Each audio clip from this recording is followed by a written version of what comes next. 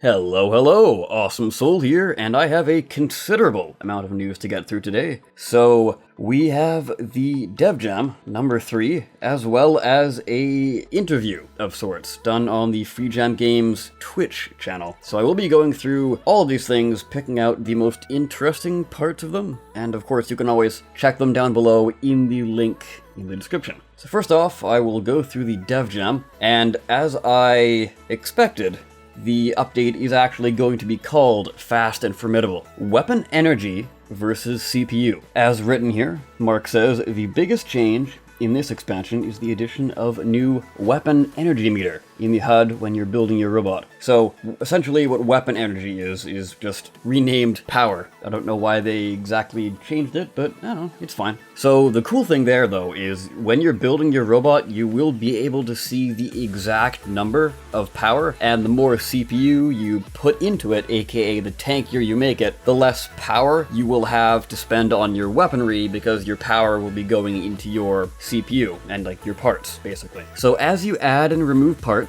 you will see the weapon energy meter go up or down. Weapon energy is the new name for the blue bar that you see on your HUD when you're fighting. So basically the ring, the half ring, sort of around your targeting reticle, that was the power bar. So the weapon energy starts full and represents the amount of spare energy you can commit to your weapon. Wheels, chassis, rotors, thrusters, etc. all use plutonium energy in your robot, so the more you spend on them, the less you will have available when firing your weapon. So they're going to give more details on the exact numbers on Wednesday, so stay tuned for that. I will most likely be doing a video on it. But the gist of this whole rework, at least this part, is higher CPU equals larger, tankier, and more versatile, i.e., you know, you can strap on a lot of different modules and different weapon types.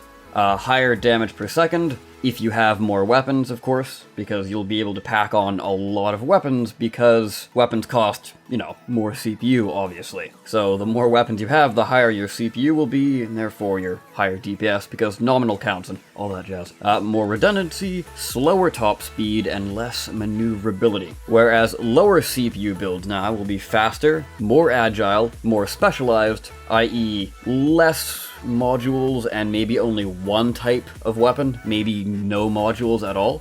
More weapon energy is the last and most important thing here for low CPU builds. So that means they have a more sustained damage rate. So basically you won't have to stop firing because you've ran out of power, is what they're getting at here. So continuing on, Mark says this huge change to Robocraft essentially means that CPU of your robot no longer defines how powerful it is. Robots are made good or bad by player design alone, which I'm all for. And as players are match-made based on their performance in-game, it allows us for better matchmaking. So, you know, you don't have to divide players by the amount of CPU they are. It's now divided by how skilled the player is, as well as the actual party size that players will be going in. They can actually address that a lot easier. So you won't obviously be going into a match with a bunch of randoms versus a platoon of 5 people. Hopefully, anyway. But, you know, the fact that they don't have to divide the player base as much, they can focus the matchmaker on these things and sort of fine-tune it,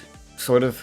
So, CPU changes. This is pretty much exactly what I've talked about in the last video, so if you haven't watched that, I would recommend checking it out now. But a quick recap, everybody, including new players, are getting 2,000 CPU. So regardless of if you've played for 3,000 hours or less than 1 hour, you will have 2,000 CPU to work with. And the fact that they're increasing CPU is giving them a chance to rework some of the parts. Tank tracks being one of them, so they're upping the CPU cost of them, but that also means that they're becoming more tanky, so they're going to be less likely to be shot off very easily, which is a welcome change because tank tracks have been in the shadows for quite a while. I mean, there are certainly other parts, cough cough wheels, that have been in the shadows for pretty much their entire life, but I'm glad to see that tank tracks are, at least in theory, going to be quite viable. And when we're going into the interview section, the notes I have for that, you'll see that most likely tank tracks will be actually pretty well used in the new meta. So the next section is faster means faster. Along with these changes, we will be ensuring that all movement parts are affected by weight and mass. So thrusters, tank tracks, rotor blades, aerofoils, mech legs, and sprinter legs. Along with these changes, the maximum speed attained will be significantly increased. But this will only be achieved by well-built low CPU bots. So if you want to have a need for speed, you're also going to have a need for low CPU. But that's not too bad because, it makes a lot of sense, really. So if you want to be tanky, you're going to be slow, but if you want to be fast, you're going to be needing low CPU. Obviously, low CPU means that you will be more fragile versus a 2000 CPU tank, so units that basically opt for speed will be a lot more vulnerable to attack, so you will have to constantly utilize that speed, because if you stand in one place, you will die because you are a very, very easy target. But that's the cool thing about this update. It really adds a lot of tweaking potential. It's not just, oh, I've got sprinter legs. Okay, now I'm going at 170 miles per hour. I know exactly how fast I'm going to go. And I know exactly how fast every other sprinter is going to go. Now that's not the case anymore. A good example I have is my Stormbringer, which has it's the one from the MLG EMP video. If you don't remember that one, I would go check that out too. It's pretty funny, apparently.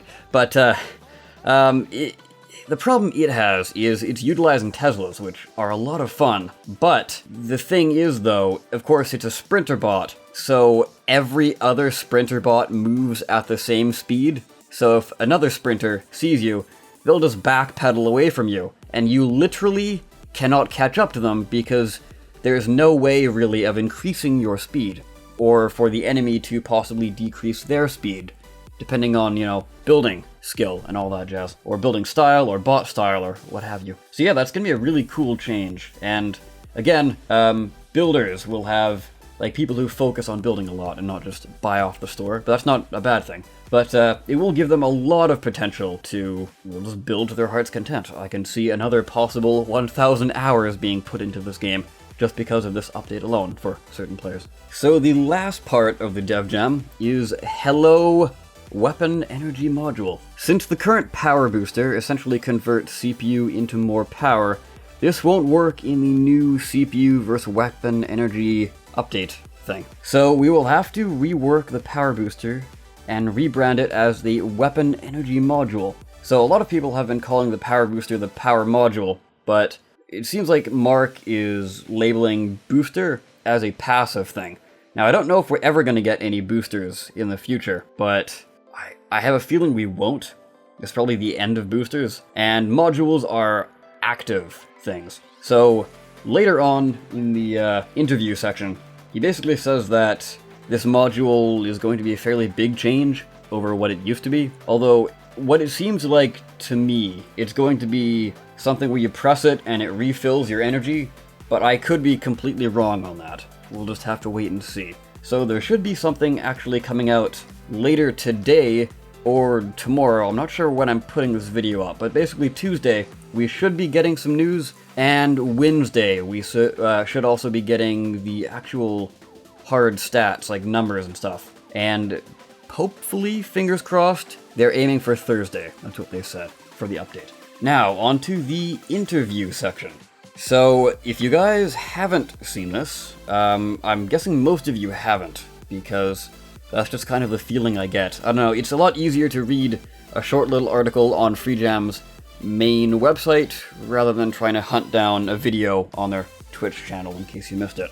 So, I have actually gone through and watched the entire thing, and I've gotten a list here of points I've made. So I've written down the time codes if you would like to actually watch the video for yourself and get these points elaborated on yourself. So at about 23 minutes and 42 seconds, they are saying that they're adding more servers. So essentially local servers, so like North America, EU, Asia, that sort of thing. Right now, they only have an EU server.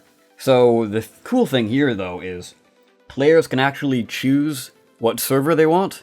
So I know there's a lot of European Robocraft players, and I know there's a lot of North American Robocraft players. I think it seems, at least to me, for being in the community, fairly even, possibly slightly more Europeans, or maybe it's just there's a lot of prominent European players. I don't know. But you will actually be able to choose that. So if you're having an event, for example, and you're like, okay, this is the Microbots event, and we need everyone to go onto the North American servers because a lot of our players are here, and there's only so many Europeans. So we need everyone to go to the North American, and then we can play together. The other thing, though, is what it seems like they are making it so that if you're in a party, you will go to the same server that the party leader is by default. That might change, but that's kind of what they were getting at least that's what it seemed like to me. So at about the 35-minute and 22-second mark,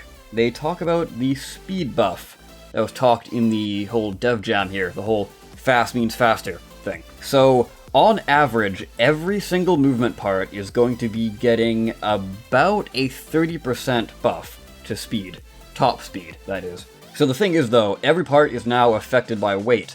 So if you want that full 30% speed boost, you will actually need to make a low CPU bot, and if you want to be super slow and tanky, then of course you will be, well, slow, obviously.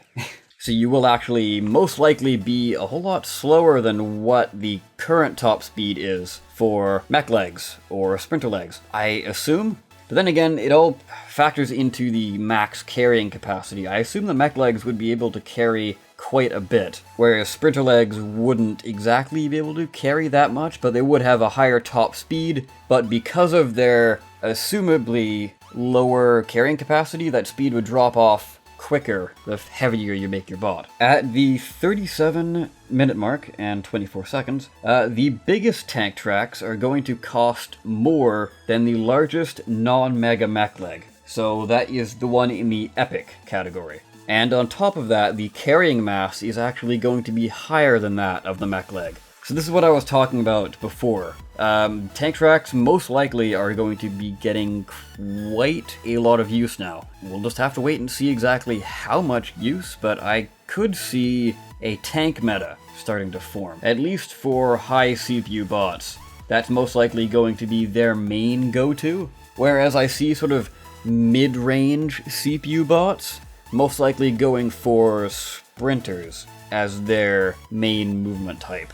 And most likely for small bots, probably going to be hovers or just drones. That's my guess, at least. And along the same lines, the CPU difference between rotors is actually going to increase. So the smallest rotor is basically going to keep the exact same stats that it has right now, but increasing to the next size up will be a lot more CPU. I think the only difference right now is 2 CPU per rotor blade. So that's not really a good thing, because it's only 2 CPU difference, and the size is massively increasing. So that's going to be really good. So the large rotors, for people who actually want to make a traditional-looking helicopter, those will be tanky enough for you to do that. Hopefully without having to make, like, I think my first helicopter, I used 10 of the full-sized rotor blades. It was ridiculous. I still have it, actually. So it's going to be interesting to see how much CPU is going to be added onto that bot, because obviously it's a 1750 bot right now, but with 10 of the full-sized rotor blades, is that going to push it above 2000? I don't know, we'll see. Obviously, if it is above 2000, I won't be able to use it until I remove some things. So yeah, hopefully they will be tanky enough. And the smaller ones that people use on drones are basically going to stay the exact same, it seems like. So that's really not going to be a buff to drones, which is a good thing because they're already strong enough as it is. At the 22-second mark, the new, quote-unquote, weapon energy bar, which is, as I said, the old power bar, it's basically just renamed. It's not really changing a whole lot. So that still refills in 10 seconds regardless of your CPU. So what this means is lower CPU bots essentially have a faster energy recharge rate, which is another thing that will actually make low CPU bots a lot more tempting, at least to me. So I would definitely want to play around with as many low CPU bots as I possibly can, get a feel for them, and see whether or not they actually are something that fits my playstyle. At the 46-minute mark, we actually have something that interests a lot of social-focused players. So eventually, there is going to be an ability to view player profiles. So if you click on a user or a friend or assumably just some random person, it'll bring up their player profile. And this will allow you to see their kill-death ratio, their level, their clan they're in, their league rank, etc, etc, wins, losses, that sort of thing. So that's pretty cool, because we haven't really had that. The only way to sort of, quote-unquote, show off to people is to post a screenshot of your hours played, or I guess your winning rank at the end of a match, like how many points you've gotten, your score, that sort of thing. But now it's going to be a lot more social, because it's going to be fairly easy to show off how good you are to other players.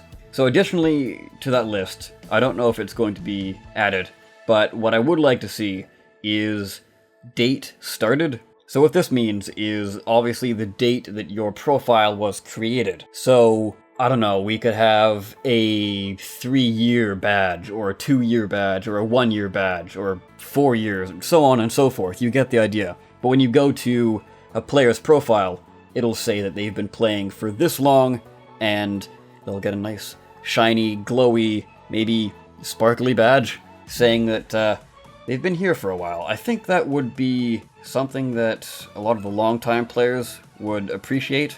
It's not required, obviously, but I don't know. I would quite like to see that for my long-time dedication to the game. Another really awesome thing that actually was brought up here is the draft pick system. Now, there's been murmurings of this for, I want to say, a year, maybe slightly longer than a year. But what they're planning to do with this thing, obviously it's not anytime soon, but it's sometime down the road. So what this quote-unquote draft system is going to be is before the match, you will be able to see what your teammates' bots look like. And assumably, it's going to show their CPU, weapons, that sort of thing on their bot. Or like a little list beside their bot. So what this means is teams are going to like balance themselves almost. Because if you are a team of all ground bots and nobody's bringing a flyer, you can ask somebody, hey, do you have a good flyer? That was basically the example they used in the video. Hey, do you have a good flyer? And somebody can pipe up, oh, I've got a pretty good flyer. I guess I can switch from my shotgun hover to my plasma bomber. And then they would have one flyer, and then somebody will be like, oh, I can take my drone. Now you instantly have 2 flyers. And if you've got no flak on your team, you can say, oh, hey, does somebody have flak? And they can switch to their flak bot before the match starts. So if you've ever played League of Legends, it's very similar to that.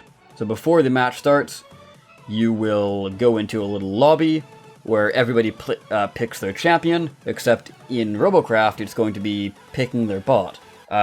What's your guys' opinion of this? Because I've had this brought up to me before. It wasn't really this. My problem with it was actually changing bots in-game, which I don't really like.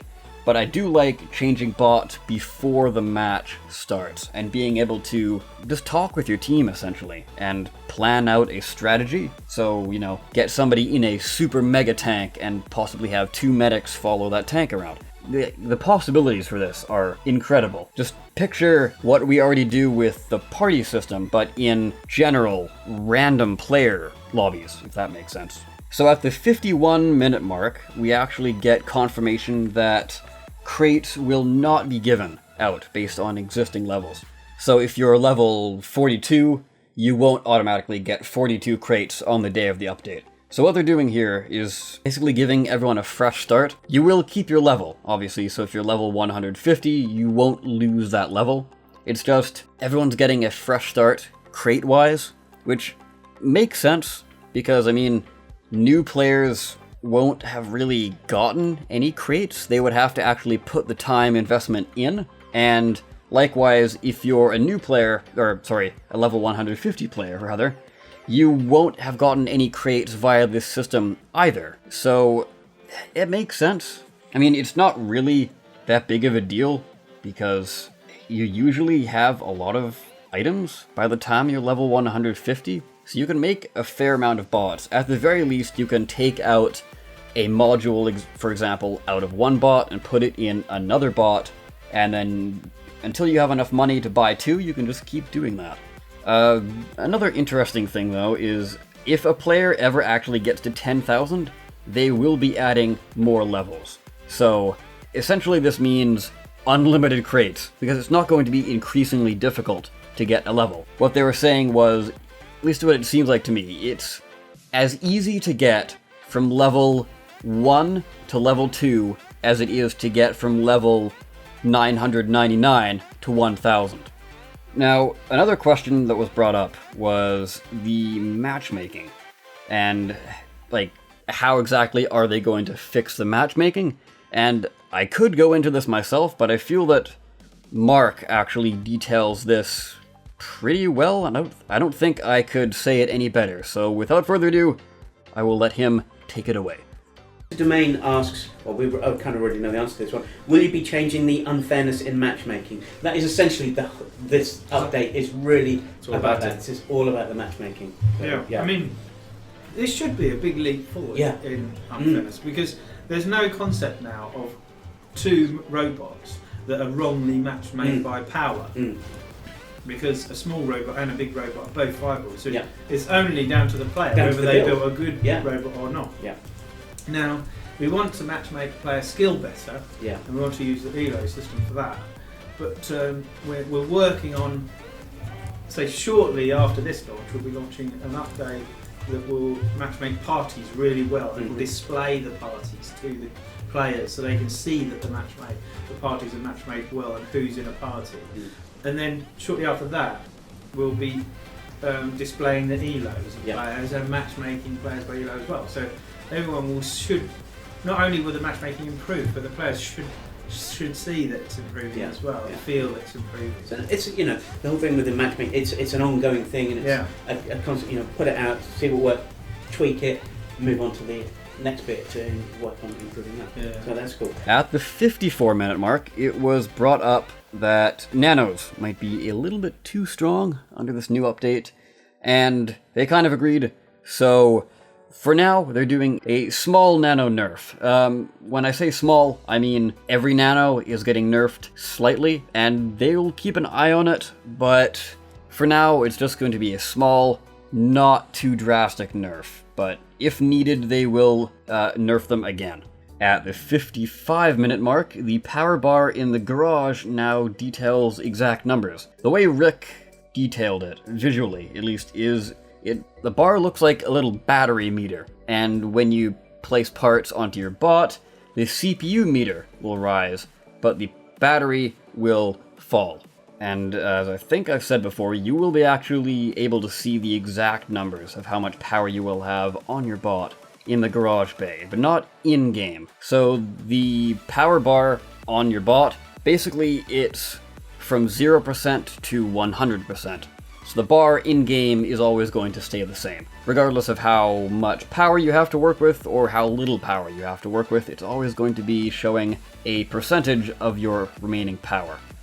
Now, very, very, very, very interestingly, they actually decided to talk about Megabots. And again, I will play the whole video clip here, because it goes on for quite a while, and it's fairly detailed. Cool. Blip Zero asks, with one for Blip, with with the new updates, will this mean Megas will be able to be built? Also, when is the 2K to start? So okay, with the update. Yeah, the 2K starts Thursday. Starts this week. We're aiming for Thursday. Yeah. Final testing at the moment. Yeah.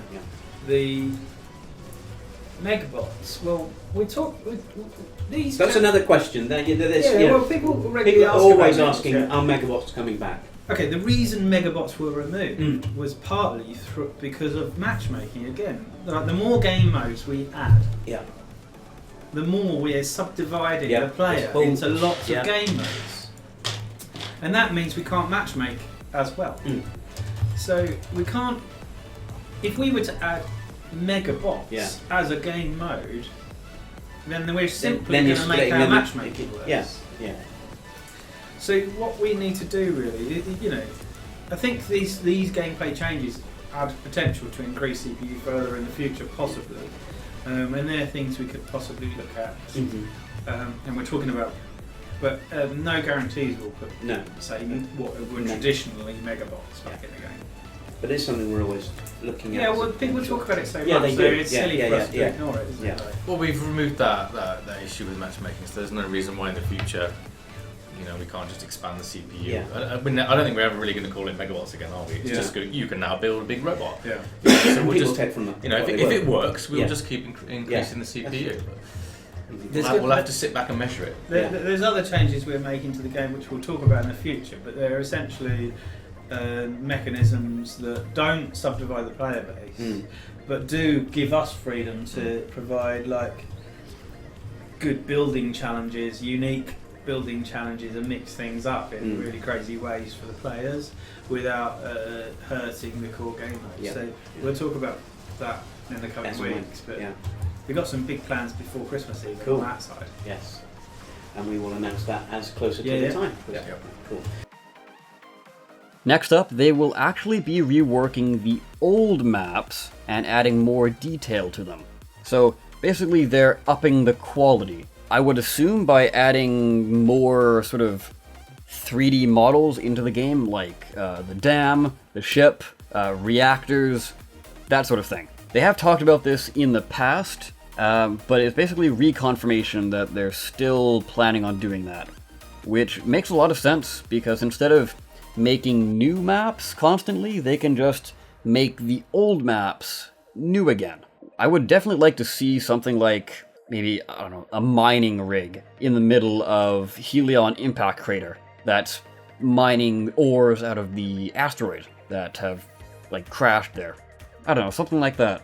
Oh, and that was at the 1 hour and 5 minute mark. Yes, this is a bit of a long interview, hence why I've sort of chopped it up for you. And a little later on, at the 1 hour and 9 minute mark, they have actually talked about weapons. So the mortar style weapon that was actually brought up about a week ago, I think, that is obviously still in production, but they have a total of 4 weapons in production.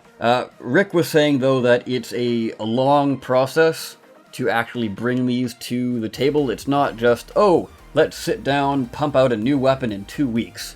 It's not like that. They need to go through design, make sure it looks good on a bot, make sure it looks good as is, make sure it angles up correctly, make sure it animates properly, make sure it rotates properly, that sort of thing. Then they gotta balance it, do the visual effects for it, make sure it's not gonna crash the game, make sure it plays well with certain bot types. The list is endless. So, if you're wondering, where is the mortar weapon? Presumably it's going to be the next weapon released, but probably not for a while, it doesn't seem like. And the last thing that I would like to bring up is, at the 1 hour and 10 minute mark, they are actually planning in-game voice chat to be a thing, as well as controller support for the game. You know, like Xbox controllers, Steam controllers, that sort of thing. So if you are interested in actually using a controller, I know I've heard a few people actually want to do that. Eventually that will be a thing added to the game. But of course, if you have any opinions on these, leave them down below. And again, I would highly recommend, if you have the time, to check out the FreeJam Games Twitch channel. It's linked down in the description. They do have a saved copy of the actual interview, so check that out. It's a lot of fun and quite insightful. So of course I will end this rather long video here. I of course have been the Awesome Soul. I thank you so much for watching, and I will see you next time. Take care.